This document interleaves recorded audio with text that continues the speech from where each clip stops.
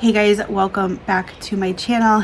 If you're new here, I am Nikki. I'm a homeschooling mom to an only child in 3rd grade. Today I want to take you along with us on a lesson for Curiosity Chronicles. If you've not heard of Curiosity Chronicles, we love Curiosity Chronicles. This is what we're doing for our history right now. We are learning about ancient history. So if that is something that interests you, keep watching. Subscribe down below if you're new for future videos of mine, and let's just get into it.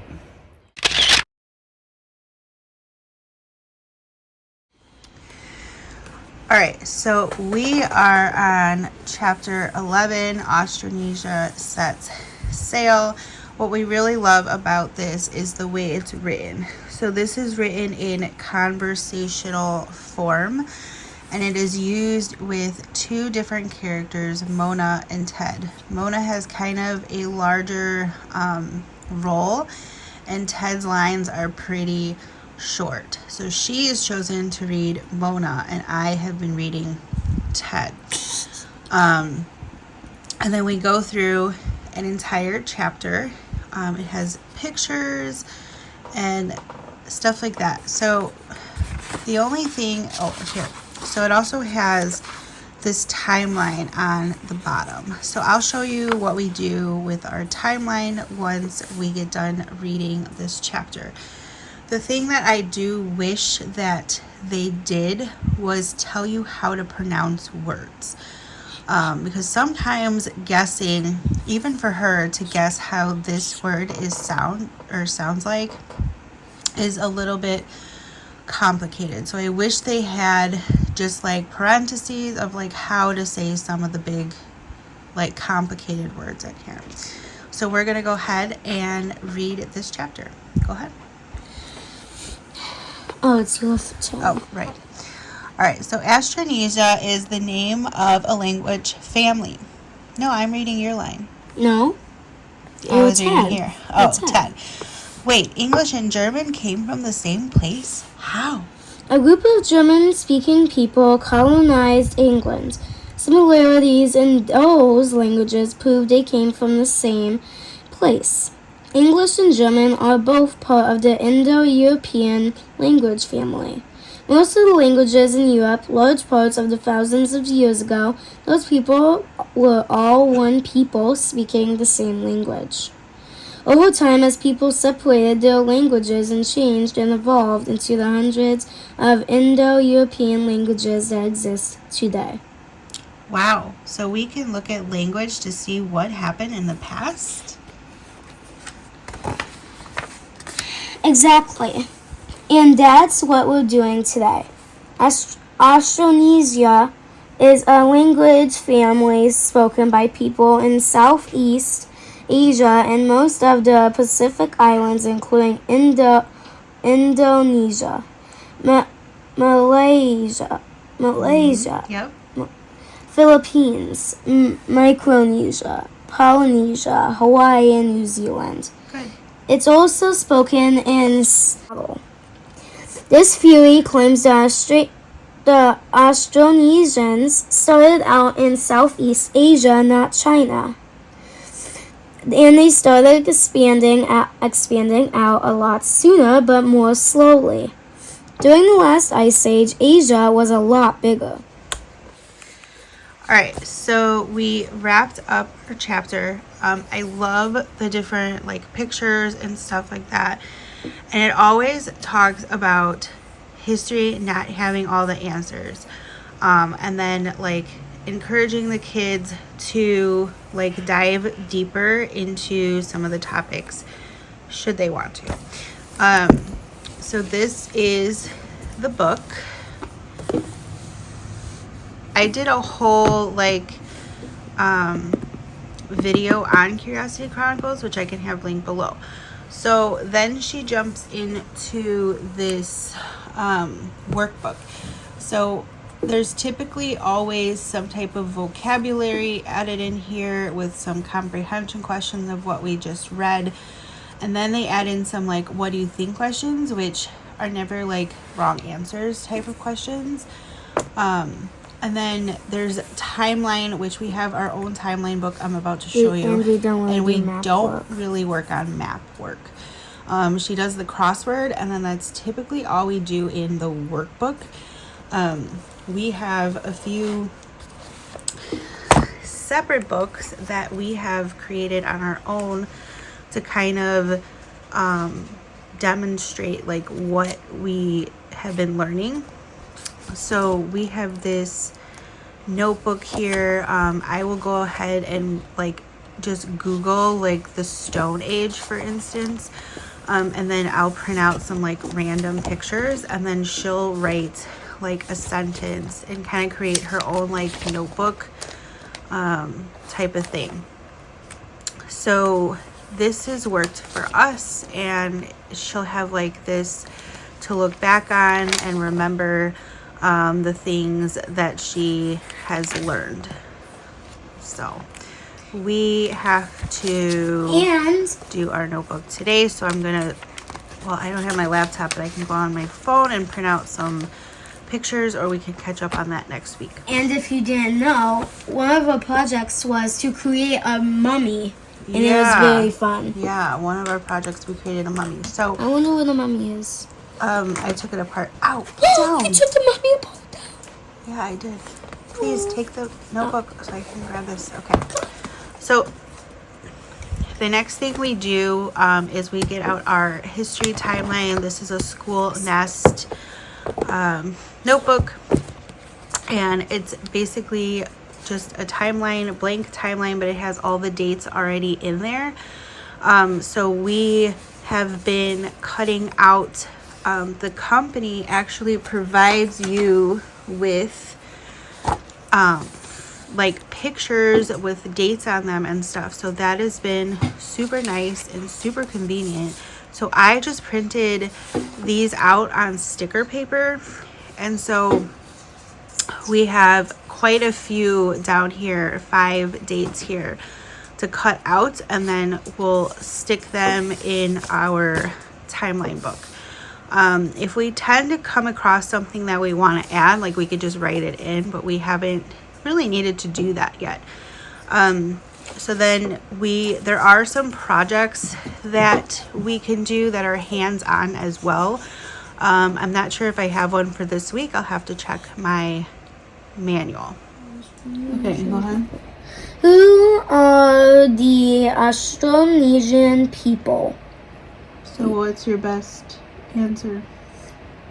My best answer would be people that would like be migrating like birds. From? Where did they migrate to? Everywhere, sort of. Okay. Where did the Austronesian people migrate? Everywhere. It was certain areas though. Yes, probably. What helped Austronesian boats not sink in the ocean water? A outrigger. Yeah, because it helped balance, right? Mm-hmm. What's something you learned about Austronesian culture? A language, family, and where the tattoos come from. Yeah, good one. But I'm gonna ask you these. Why do you think the Austronesian people kept looking for new islands to live on? I don't know. I think in history in general, people constantly were curious. I would think that too. I was just going to think if they were curious and their supplies kept running out of food on the islands they lived on. Yeah. What do you think it would be like to sail a small boat across the ocean looking for new islands? Scary. I would be scared. So go ahead and do your crossword puzzle, and I will cut out the timeline. Okay, Mama. So that's like the basic of like what we do for history. I haven't checked out what activity. I think there was a Play-Doh activity that was hands-on today, and sometimes we do them, sometimes we don't. It just depends on the day. Today we're I'm kind of busy, so I think we're not going to do one of the activities today. but that's okay. And we're probably going to do our notebook next week because I don't have my laptop down here. So the notebook is pretty easy to catch up on. What's up? It says, across island off the coast of China, the Austronesians may have first lived on it. Starts with a T, so I'm wondering. So. Yep. Okay, thanks. So that's pretty much the gist of what we do for history. This has worked really well. We do it once a week, and that should carry us through the entire year. Done. Go ahead, put your bookmark. Do you have a bookmark? No, I do not. Here's one. Thank you, Mama. So that is the gist of our history. It's pretty simple. We read one chapter. We do our notebook, we do our timeline notebook, and she answers a couple comprehension questions, which I don't always make her write. We just discuss it. There are tons of different activities. They have book lists in here. You can go to the library and get even more books on the topics. And then there's always the hands-on activity, which I didn't even open my book, but there is a separate... Does it show the timeline stuff on your book? Right here. You have to look for the dates. So this I didn't even open today, but excuse me. If I go to chapter 11, so it talks, there's so much in this book alone. I know this is backwards for you, so I'll just briefly go over it. But it has the different places, because if you were mapping, we'd be able to like map out locations on, you know, the place in here. So it talks about like definition, things in this chapter, what the answers are to the comprehension questions. And then it has the vocabulary words as well. And then we have our timeline map work, and then there's usually a coloring page in her workbook, but she doesn't typically do that. They have a whole list of picture books right here. So like these are the books that you could technically take and see if your library has, and there is a chapter book as well. They have references. Do you may know where 300 CE is? I'm not sure. CE or BCE? CE, it only says. So you have to look up here to where it says just CE. I know, and I'm looking at 300 right here, but it's BCE. I don't know what it. Okay.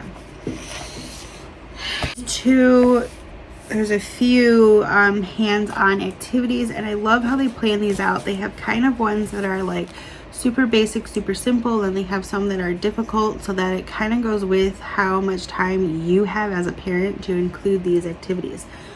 So this one is build a raft with an outrigger, and supplies are typically things you have on hand: popsicle sticks, hot glue gun, cork, straws, piece of paper, hole punch, and a large container of water.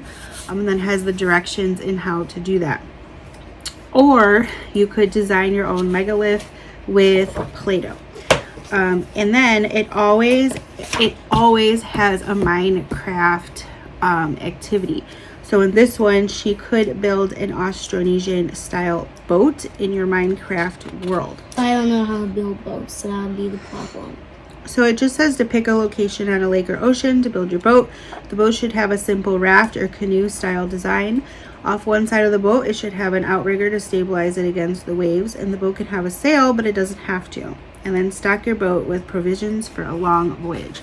So it's just something. I mean, she doesn't always do the Minecraft activities. I honestly thought she'd be way more interested in doing that every week. I probably wouldn't do the boat because I don't know how to build boats, and it would be a lot harder for me since I never built a boat before. Yeah, so we're gonna probably skip the hands-on activities for this week, and focus on one next week possibly. So that is it, my friends. I hope you enjoyed this video. I hope this gave you a glimpse into Curiosity Chronicles and how simple and easy it is to do a lesson or a chapter with us. So please leave me some likes and subscribes, and let me know in the comments, have you heard of Curiosity Chronicles or anything like that? And I'll see you in my next video. Bye. Smash that like.